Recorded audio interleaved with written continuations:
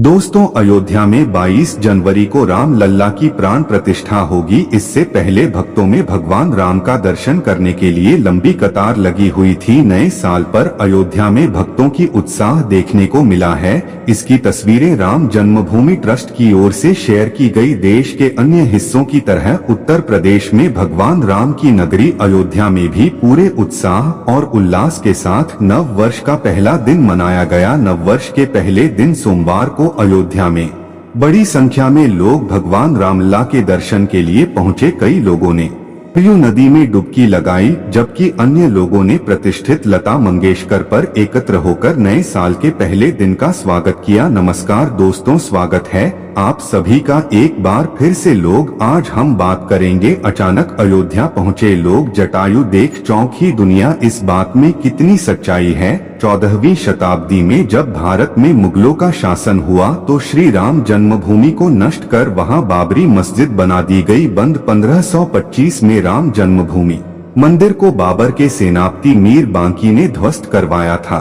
नगरी अयोध्या को सब्जियों में वैवस्वत मनु ने बसाया था। प्रभु श्री राम का जन्म हुआ, जिसका जिक्र वाल्मीकि की रामायण में भी है। सालों तक चले राम राज्य के बाद जब श्री राम ने जल समाधि ले ली तो अयोध्या नगरी सूनी हो गई। लेकिन अब अयोध्या में बन रहे भव्य राम मंदिर को लेकर दुनिया भर के राम भक्तों में उत्साह देखा जा रहा है।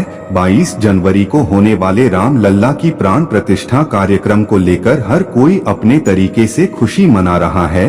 कोई अपने सिर पर राम मंदिर का मॉडल लेकर घूम रहा है, कोई भंडारी लगाकर खुशी मना रहा है। अयोध्या में राम मंदिर का उद्घाटन आगामी 22 जनवरी किया जाएगा, जहां प्रधानमंत्री मोदी, उत्तर प्रदेश के मुख्यमंत्री योगी आदित्यनाथ और 6000 से अधिक लोगों की भव्य प्राण प्रतिष्ठा समारोह में भाग लेने की उम्मीद है। सोनिया गांधी, मल्लिकार्जुन खड़गे, नीतीश कुमार, ममता बनर्जी समेत राजनीतिक दलों के बड़े नेताओं को आमंत्रित किया गया है। वहीं फिल्मी जगत से अमिताभ बच्चन, माधुरी दीक्षित, अनुपम खेर, अक्षय कुमार, रजनीकांत, संजय लीला भंसाली, मोहन लाल, धनुष, रंजीत कपूर, आलिया भट्ट, अजय देवगन, सनी देओल, प्रभास जोशी समेत अन्य हस्तियों को भी समारोह के लिए आमंत्रित किया गया है। आज हम आपसे बात करने वाले हैं दो अहम खबरों की, दोनों की दोनों जुड़ी हुई है। भगवान श्री राम की जन्मभूमि से पहले खबर है, जहां पर राम जन्मभूमि के बाद एक और आंदोलन की शुरुआत होने वाली है। वहीं दूसरी खबर है, जहां भगवान श्री राम की जन्मभूमि पर पहुंचे महात्मा जटायु। आपने भी यह खबर कहीं न कहीं सुनी जरूर होगी, लेकिन आपके मन में भी जिज्ञासा होगी कि क्या यह खबर सच है या नहीं है। आज हम इसकी विस्तृत जानकारी आपको देने वाले हैं, तो चलिए शुरू करते हैं आज का वीडियो। सबसे पहले खबर पर आते हैं, जो आई है वृंदावन से, जहां श्री राम जन्मभूमि के सवाल पर श्री केशव प्रसाद मौर्य ने कुछ ऐसा कह दिया जिसने भारत में रह रहे मुस्लिम मौलानाओं को परेशान करके रख दिया है। दरअसल यह बात है वृंदावन की, जहां साध्वी ऋतंभरा देवी का जन्मदिन मनाया जा रहा था और साध्वी ऋतंभरा का यह 60वां जन्मदिन था, जिस पर 3 दिवसीय कार्यक्रम था, जहां पर देश के गृह मंत्री अमित शाह जी को भी आना था, लेकिन खराब मौसम के चलते वहां नहीं आ पाए। इसी बीच में केशव प्रसाद मौर्य जी से एक सवाल पूछा जाता है, जिसका जवाब वह ऐसा देते हैं कि भारत में एक हलचल शुरू हो जाती। केशव प्रसाद मौर्य उत्तर प्रदेश के डिप्टी सीएम है। इस मौके पर जब डिप्टी सीएम से यह सवाल किया गया, श्री राम जन्मभूमि के बाद अब क्या होगा, उन्होंने जवाब दिया कि राम मंदिर बन गया है, अब श्री कृष्ण जन्मभूमि की तैयारी की जा रही है। 22 जनवरी को अपने गांव, अपने शहर को अयोध्या और अपने घर को श्री राम मंदिर समझकर आप सभी लोग दिवाली मनाए जाने की केशव जी ने यह बात कह दी है कि अब राम मंदिर के बाद बारी है श्री कृष्ण जन्मभूमि की, जिसको लेकर देश भर में आंदोलन शुरू भी किया जा चुके हैं और सबको इंतजार है 22 जनवरी का। जब 22 जनवरी को भगवान श्री राम की प्राण प्रतिष्ठा की जाएगी, उसके बाद यह अंदाजा लगाया जा रहा है कि श्री कृष्ण जन्मभूमि की मुक्ति की तैयारी भी शुरू हो जाएगी, क्योंकि डिप्टी सीएम केशव प्रसाद मौर्य ने यह कहा है कि श्री कृष्ण मंदिर की तैयारी की जा रही है। इसका मतलब कुछ न कुछ बीजेपी में इस मुद्दे को लेकर जल्द जरूर कर रहा है और उम्मीद है 2024 के चुनाव में यह बात जनता के सामने रखी जाएगी। आपको क्या लगता है दोस्तों, वह भी हमें कमेंट अवश्य करें। अब दोस्तों, धरती पर मानव जीवन और प्राकृतिक के चक्र का संचालन करने के लिए पशु पक्षी और जीव जंतु की सक्रिय भागीदारी रहती है। किसी भी पशु पक्षी और जीव जंतु के विलुप्त होने की कगार पर पहुंचने से प्राकृतिक संतुलन गड़बड़ा जाता है कि लगातार कम हो रही संख्या के चलते इन्हें लुप्त प्रजाति के पक्षियों में शामिल किया गया है कि प्रकृति का सफाई कर्मी कहा जाता है। मिल्कीपुर क्षेत्र के जंगलों एवं ग्रामीण क्षेत्रों में प्रकृति के सफाई कर्मी और विलुप्त प्रजाति के पक्षी झुंड के रूप में दिखाई देने लगे हैं। मृत्यु प्राणियों के अवशेषों को खाकर पर्यावरण को स्वच्छ बनाए रखने में महत्वपूर्ण भूमिका निभाते हैं। एक तरह से मनुष्यों की सहायता करते हैं और कई तरह के गंभीर संक्रामक बीमारियों से मनुष्यों की सुरक्षा भी करते हैं। प्राकृतिक वातावरण में भी महत्वपूर्ण भूमिका का निर्वाह करते हैं। एक अद्भुत खबर आ रही है अयोध्या से कि पता लग रहा है कि अयोध्या में महात्मा जटायु पहुंच चुके हैं। दोस्तों, आपको याद होगा कि सन 2000 के बाद से कहीं भी गिद्ध दिखाई नहीं देते थे और अचानक 23 साल बाद अयोध्या नगरी में गिद्धों का झुंड पहुंच गया है। लोग कह रहे हैं कि यह साक्षात जटायु है जो भगवान श्री राम के मंदिर की प्राण प्रतिष्ठा में शामिल होने के लिए आए हैं। दोस्तों, अयोध्या से जटायु जी के प्रवेश की यह खबर जैसे ही लोगों को मिली, जहां ट्विटर पर वायरल हो गई, बड़ी बड़ी सेलिब्रिटीज इसको लेकर ट्वीट करते हुए दिखे। इसके अलावा बड़े बड़े यूट्यूबर भी इस पर वीडियो बना रहे हैं। मीडिया भी कवरेज करने के लिए अयोध्या में चुकी है, क्योंकि यह अपने आप में बड़ी खबर है कि जन्म अयोध्या पहुंच चुके हैं।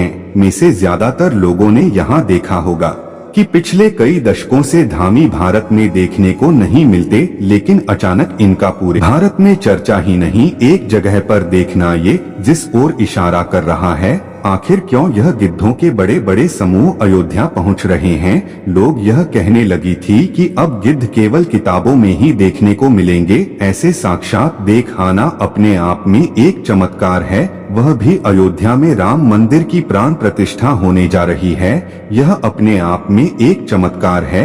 जहाँ तक जटायु का सवाल उठता है तो जटायु का रामायण में जिक्र मिलता है कि महाराज दशरथ के मित्र थे। देवासुर संग्राम में उन्होंने महाराज दशरथ का साथ दिया था और उसके बाद माता सीता का हरण हुआ तो उस समय जटायु ने जब देखा कि रावण माता सीता को लिए हुए आसमान में चला जा रहा है पुष्पक विमान पर, तो जटायु ने पूरी कोशिश की माता सीता को बचाने की। आसमान में उड़ते हुए पहुँचे और रावण से युद्ध हुआ। जटायु एक पंख रावण ने काट दिया, जिस कारण से जटायु नीचे पृथ्वी पर। आखिरी बाद में जब भगवान राम उनके समीप पहुँचे तो उन्होंने कराहते हुए जटायु को देखा तो उन्होंने यह कहकर संबोधन किया। जटायु जी ने श्री राम को सारी कहानी बताई कि माता सीता को रावण लेकर गया है।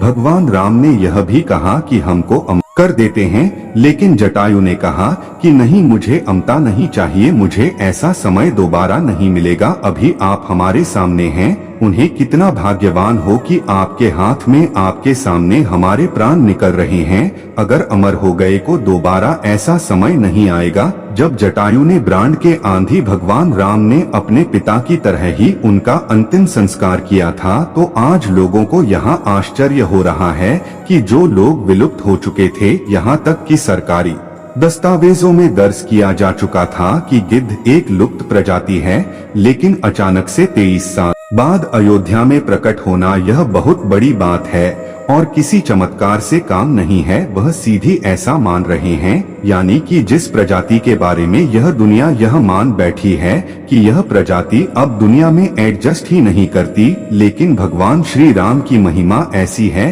कि जैसे ही मंदिर की प्राण प्रतिष्ठा की शुभ घड़ी आई, न जाने कहां से जटायु महाराज स्वयं साक्षात अयोध्या में प्रकट हो गए। भगवान की महिमा अनंत है, उसको यह क्या सरकार, क्या दुनिया, क्या वैज्ञानिक कोई नहीं जान सकता। आज जटायु जी का अयोध्या में आना या वैज्ञानिकों को भी चुनौती देता है, उन नास्तिकों को भी चुनौती देता है और भारत में कन्वर्ट हो चुके हैं उन कट्टरपंथियों को भी चुनौती देता है, जो यह कह रहे हैं कि भगवान श्री राम का मंदिर हम एक न एक दिन गिरा देंगे जब हमारी सत्ता आएगी। अरे मूर्खों, जब स्वयं 33 कोटि देवता सूर्य नाम किन्नर यक्ष गंधर्व भगवान श्री राम के इस मंदिर की रक्षा का प्रण ले चुके हैं, तो क्या तुम्हारी आने वाली 1000 पीढ़ियां भी इस मंदिर का कुछ नहीं बिगाड़। दोस्तों, इस खबर ने पूरे भारत में तहलका मचाया हुआ है। न सिर्फ भगवान श्री राम को मानने वालों में, बल्कि जो भगवान श्री राम को गाली भी देते हैं वह भी मजबूर हो गए हैं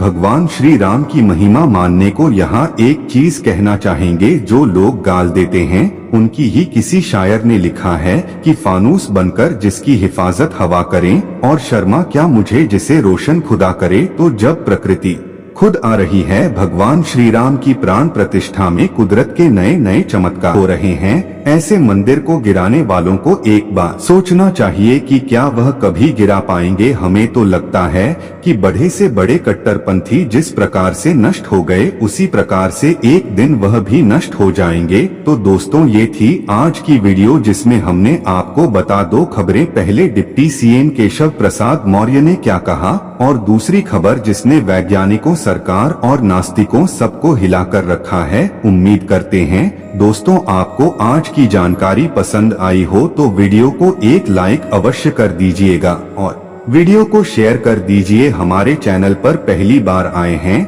तो इसे सब्सक्राइब अवश्य कर दीजिएगा।